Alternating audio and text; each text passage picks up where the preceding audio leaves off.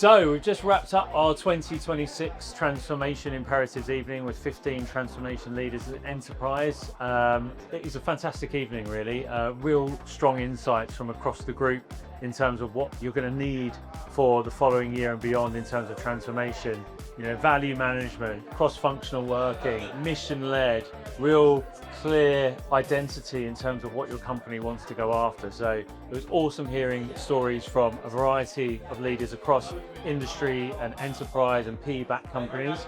And I think everyone came away with some nuggets of inspiration and knowledge to take forward for the following year.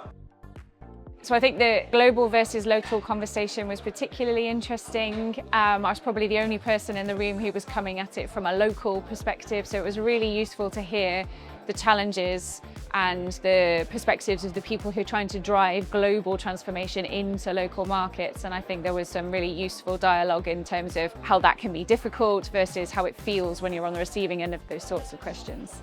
How local and global interact with one another. I think the core bit that I took away from that was that it's important to have a global strategy, but allow the strategy to have enough of a framework that gives local jurisdictions freedom to execute in whatever way they need to.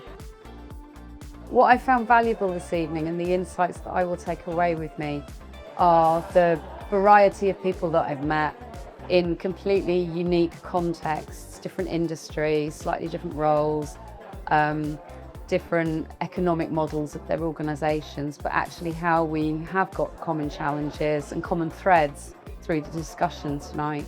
We touched on all sorts of things. We touched on curiosity, culture, cognitive diversity. We talked about whether traditional change work is over and whether there are now different models in play. And it was just a really fascinating discussion with a group of like-minded individuals.